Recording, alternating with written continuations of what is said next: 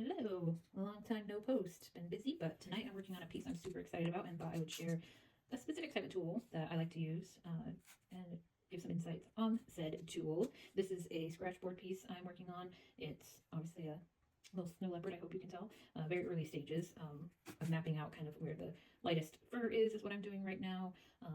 In the image, we've got a tail coming in, but this is kind of just a little sneak peek. If you need a reminder, Scratchboard is a clay board, so it's clay ground down into a panel, and it's white clay that's coated with black India ink.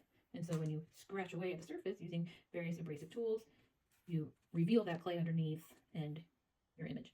So kind of like working in negative space, which I've been enjoying. I think my brain likes it. I don't know, something about it I just love.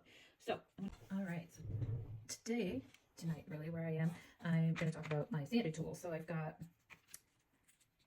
Emory boards we're going to look at. I've got sandpaper. I've got some more kind of like precision tools when it comes to, there we go, some precision tools.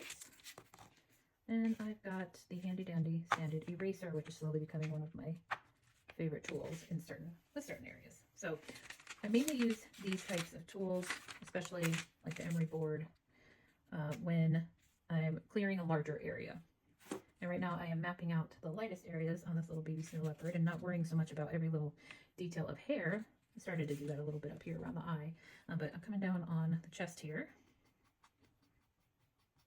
and plotting out not only the direction the fur is going in, but the lightest areas. So I'm starting with the Emory board. This is a 400 grit. You can buy them in pretty much any grit out there. I bought a pack that had several different. I like the 400. There's others that I like too, depending again on what I'm working on. This is just gonna wipe out a larger area. Let me turn on a light here. Let's see how that goes. You might be able to see better with the light off, but I can't see, so I'm gonna turn a light on here. I'm using also a microfiber cloth to wipe away the ink dust. Very important to wipe away your ink dust as you work, or you're gonna think an area is darker than it actually is and may wipe out a lot more than you want it to. So I have this cut down to a point. I can use the rounded side if I want to as well. Use more like the full edge versus the corner. I mean, you can just rotate these all around to get the effect that you're going for. This is going to wipe out a larger area more quickly, so I'm being very careful not to push very hard. Like I'm using very light pressure. Like I'm barely like making my skin move there, like you can see. Very light pressure and slowly lifting in layers. Layers are important, just like in any art form. Super important scratchboard if you're going for a realistic look. Now, I don't want to make this look too soft just yet. So there I started to push maybe a little too hard, or maybe just went over that area too many times. That's okay. But this is going to work great for getting out larger areas. Same thing for the actual sandpaper. This again, you can buy whole packs of it with every grit. It was pretty cheap on Amazon. I have this pack.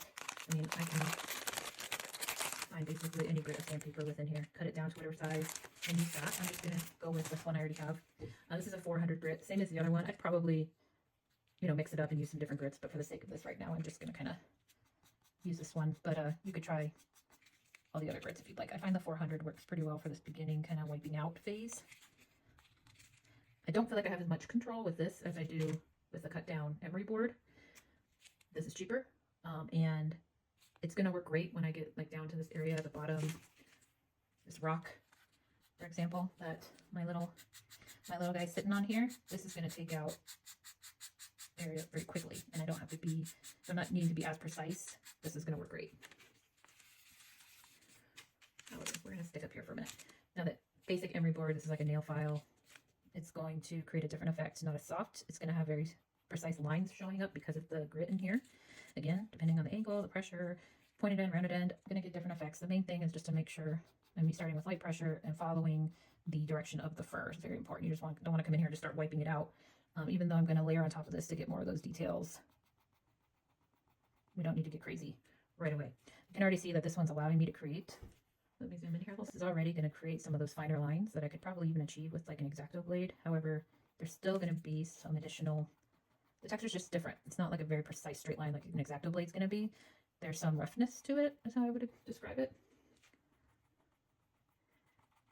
There's some black kind of spot area in here, so I'm trying not to wipe that out. There's some clumps of fur. So this is going to be something I probably use more when I come in a second layer and want to get some more of those precise lines. Kind of like up here, I've already wiped out kind of one layer. This would be great to come back in and start adding some more texture here. It's a good, you know, gosh, you could have as many layers as you want, but for me, it's an average of usually 4 to 6 layers of scratching before I'm done with the various tools. Okay, next one is this precision tool. I mean, it's fun. It has come in handy when I'm getting into like maybe some smaller areas. I got them because I always see, if I see like a scratch, something that looks like it could be a scratch tool, I want to try it. They were pretty cheap. Like a whole pack, like 30 of them was like $2 or something crazy. I don't remember. I was like, I want to try it. There it is. I mean, it's going to create a similar line with more control, but then let's say the Emory board. However, do I need it? I could probably just use the Emory board or some of my other tools like my X-Acto blade. It has a purpose, I will say, but if you're on a budget and you're just like, well, what do I really need? I would say this isn't one that you must have. You know, it's not in my top 5 tools by any means. Today, we're focusing on sanded tools. Okay. Next, I have my sanded eraser. So I think these are actually used more like with ink. I'm sure other people know more things that these are used for. I'm going to grab a piece of sandpaper here. This one's a little dirty. Let me clean. Also, if you're wondering why I'm wearing a glove, I just didn't feel like my hands getting covered in ink today. You don't have to wear a glove. I just was protecting my manicure more than anything, because we are creating a lot of ink dust and it ends up on your hands for sure. So I have my sanded paper here. These are pretty common with, you know, pencil kits and charcoal kits. Pretty common art tool you've probably seen. When I first saw these, when I first started drawing a couple years ago, I was like, what is that? What is this? What would I use it for? I've learned you can sharpen pencils on them. You can clean erasers on them, including a sanded eraser. So I'm going to clean this up a little bit. And it kind of almost helps you get a better edge on it too for sharpening those. Okay. Oops. Made a mess. Let's just slightly wipe that away here. I would not usually do that over my piece. Yeah. So sanded eraser, have to be careful with it because it's not uniform on the texture always. So like I might start using it and realize it's got one little area that's got more grit for some reason and it starts making it look rough. However, darn it, keeps picking up something. Probably from when I cleaned it. It's going to pull out a larger area, but I like to use this as like a blending tool. So let's say this area, let me find a good area to zoom in on here. So this area here, I've kind of started to map out, like I could come in over it and it's going to subtly pull up the ink, but it's also blending that hair. So if this is a very white area, for example, in the fur, and I don't want any black showing through, but I don't want a solid blob of white there either, I'm going to use this to kind of blend out the hair texture I've started. It's so subtle, I don't even know if the camera's picking it up. I can see it, and it's gonna, at the end, have an effect. But I would call this kind of like a blending tool, or again, like if you're wiping out a larger area, I mean, the sandpaper is going to be your better bet for that, to be honest. If you want a really soft looking area, like smoke or something like that, you could use this to like gently, I don't know if I have a little sample piece I could show that on. Let me see here. Yeah, so I've got this sample piece. Let me turn off the light. I think you're getting some reflection there. It makes it a little hard to see. So I could take this, and with building up the pressure, I can wipe out an area, a whole area there. Again, gotta be real careful about the pressure because you can start creating little lines you didn't need to create versus just a nice soft lift. But it's going to pull it up. I mean, other erasers, I'm focused on sanded tools right now, but other erasers can create this similar effect, like even like a pink eraser or electric eraser. I use electric erasers a lot. Maybe I'll do a video about erasers one of these times. But today's video is all about sanded tools. So again, my favorites are going to be probably these Emory boards cut down to various angles and sizes to make it comfortable to hold. Actual sandpaper cut down into different sizes that you can hold. My top two.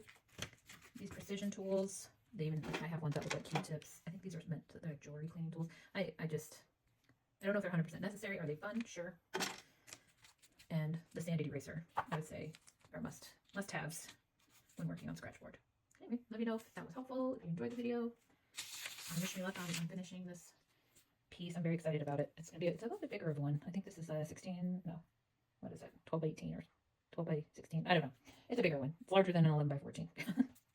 All right,